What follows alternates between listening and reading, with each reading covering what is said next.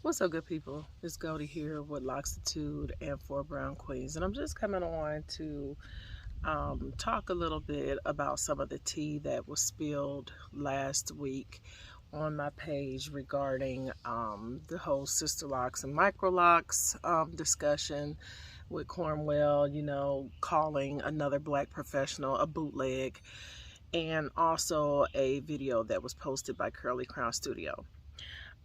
First and foremost, I wrote a whole dissertation on both of these posts. I'm not going to spend a whole lot of time recapping what happened, but for those of you who think that the irritation of the consultants and even, the clients, the people who have supported Sisterlocks for a long time, for those of you who think that our irritation with that whole video clip was just about feelings, it's okay to sit something out if you don't understand the far-reaching implications and the global mindset that's needed to understand why that clip and that exchange was so problematic.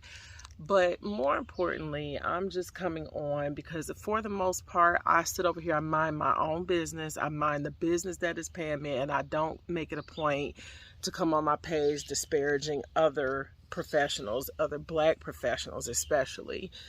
But my business was brought up with Four Brown Queens and the DAP tool, so I need to come on here and just speak to a couple things, because I think a lot of people really don't understand what's going on here, and I'm just gonna put it out there. And as I've said before, I aim to be transparent and I don't speak about things that I don't know. So let me just say this real quick.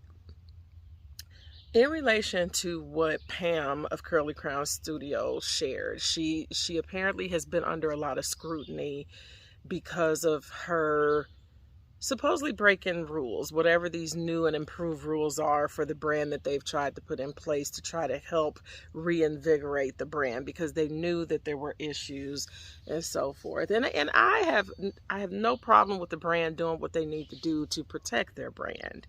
But let's just be clear on a couple of things, because a lot of people need to do some research instead of just jumping on bandwagons and just getting on board and supporting the next best thing. Sisterlocks is a trademark business. Cornwell does not own a single patent. Okay, so let's be clear about that. Even though they even had it on their website at one point that this system was patented, it is not. Okay, so let's stop all the lies and stuff and believe in what you see, because it's not accurate. You can do the research and you can find there's not a single patent that Cornwell has earned and went through the process of securing. She has a trademark that means the name of her company. You can't just be out here using Sisterlocks and putting it on anything. She protected the name of the system that she brought to the market. Now, to think that she is the creator of locking hair, interlocking hair in 1996. Come on, people. We know that locks go way back to tribal times. And believe it or not, the African culture is not the only culture that utilized locks. Okay, so let's not go there. She did not create interlocking. So let's be clear with that. What she has protected is the system that she has deemed Sisterlocks in terms of her materials and training guides and things like that. No one can come out and try to duplicate that and utilize her stuff. That is legally protected. But along the lines of calling someone bootleg, why that is so problematic is because when you call someone a bootleg, you are essentially calling them a thief. You are essentially telling them that they are someone who has broken laws. And none of us that have branched out away from the brand and gone on to teach interlocking and forms of microlocks maintenance, there's nothing illegal about that. So, to say something like that to someone, it's slanderous, it's defamatory, and there could be legal ramifications when you speak recklessly about another professional. So people need to get careful with that. Why is my light on? I just noticed that. See, there's a fuzzy rabbit. But let me get back to Pam. So Pam shared in her video also that there were concerns with her demonstrating repairs, particularly, using the DAP tool. Okay, so I want to speak to just some common sense here, because this is why small minds can only see small things. They don't see the global impact and the larger issue that's at play here. So, like me and many, many other consultants that have decided not to remain active with the brand, we went through our training. At one point, I was an active certified Sisterlocks consultant. I walked away because I felt that the things that I was experiencing and observing did not align with me personally as a professional and as a person who operates with a high level of integrity. I could no longer support the things that were going on, so I chose to walk away. And everyone has their reasons for why they separate from the brand and decide to branch off and not support. But understand this, to become certified, you had to agree to adhere to certain rules. You had to agree to use their tools, and actually you had to agree to do the system as it was taught. Okay. And part of that system includes using their tool, which is not patented, and using their products and promoting their products. Now stay with me here. So if I've established over hundreds of clients with Sisterlocks, now because I decide to step away and no longer honor the brand and support the brand and give them my money, because that's essentially what it came down to. I'm not willing to pay into your system and put another dime in your pocket. Because I choose to walk away and I no longer want to be affiliated with that, does that now suddenly mean that those hundreds of people who I established Sisterlocks in their hair, following the guidelines in terms of parting and the gridding, does that now mean that they no longer have Sisterlocks? Okay. If I was using the Sisterlocks tool but found another tool on the market, mine, the DAP tool, which is a far superior tool, if I choose to use another tool that helps me do the same thing that I was doing with that tool, does that suddenly mean that everything about their Sisterlocks, they no longer have them? So what the people need to understand is plain and simple. What Sisterlocks is doing in terms of policing, policing and monitoring their consultants, trainees, their ambassadors, or whatever else they add to their menu, it really comes down to an issue of control and marketing. Okay, if I tell you you're going to pay into this system, and in order to be a part of this system, you have to buy my products, you can only buy my products, and then I'm going to create an atmosphere of fear where now you have clients who feel that, well, if my person isn't using this tool to maintain my hair, even though they're a certified consultant, they've gone through everything they were supposed to, and they're doing the same thing, they've just found a tool that helps them work more effectively. The idea that it creates fear in people to make them think that somehow their hair is being messed up because someone's not using that tool. Think about how crazy that is. The goal is to keep you paying money. The same thing with the products. Do you really believe that that the Sisterlocks products are the only line of products out there that can help the locking process? You don't think there's other products out there that will help roughen the cuticle and help the locks to form? Come on, people. Come on. Let's think through this. This is a marketing issue. This is a control issue. And what I need people to understand, and this is the bottom line for me, and I wouldn't have had to say anything, but because my tool, I suspected that there was some systematic attempts to low-key boycott my tool internally. I suspected that was going on and that people were being, strongly discouraged from participating and supporting brands like mine. Anyone who was providing something contrary to what the brand was offering. But it was kind of confirmed in what Pam expressed about the spies, reporting back about her using, the DAP tool to work on Sisterlocks and so forth. And I want y'all to really think about that. That is a control tactic. So let me even complicate this even more to paint the picture. What if I am doing everything that Sisterlocks wants me to do as a consultant, a trainee, or an ambassador, and say I have a disability? And those of you who understand ADA, Americans with Disabilities, you'll understand where I'm going with this. What if I have a disability and for some reason just using that Sisterlocks tool just doesn't work for me?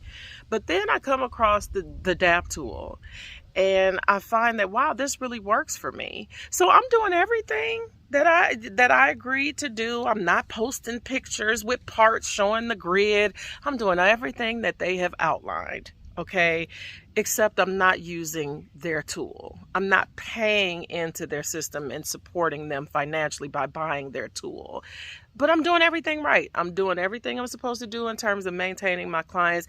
And then all of a sudden I get blackballed.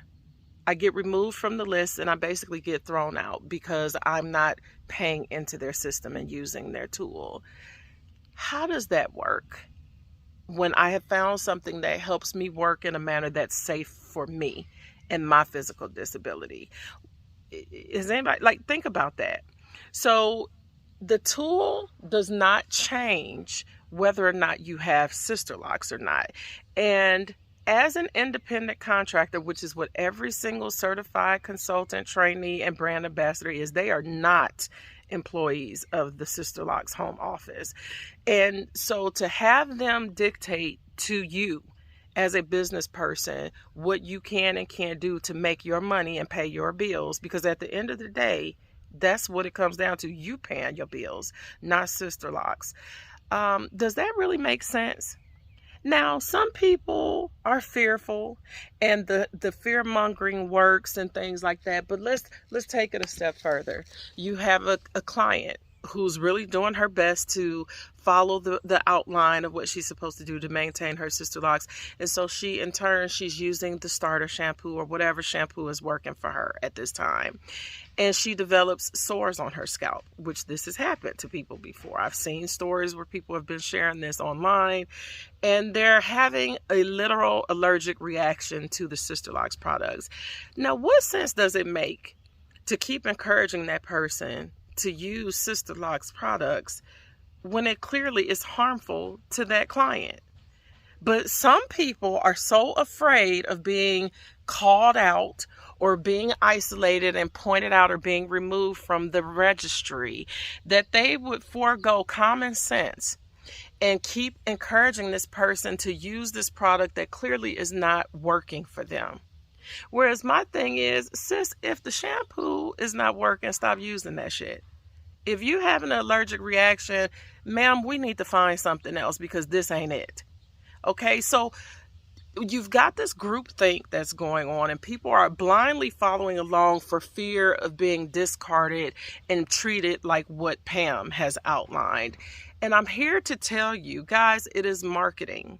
And we really need to think about the things that we're signing off on and allowing people to enforce that really aren't enforceable. And Pam hits some of that in her video, but I need people to understand the DAP tool, 4-round queens, the training that we offer for microlocks, particularly interlocking, it was designed to bring the people the freedom of choice. Because what I don't do well with is bullying and people disrespecting me as a stakeholder and people feeling like they have the right to control me when they are not paying my bills. I'm not an employee. I'm not receiving W-2s from this company. And I think more people need to wake up. The irony is that people are starting to wake up, and you're going to start seeing a mass exodus of consultants and trainees and ambassadors who are fed up with the shenanigans. And let me just say this, because the DAP tool is here. It is patented.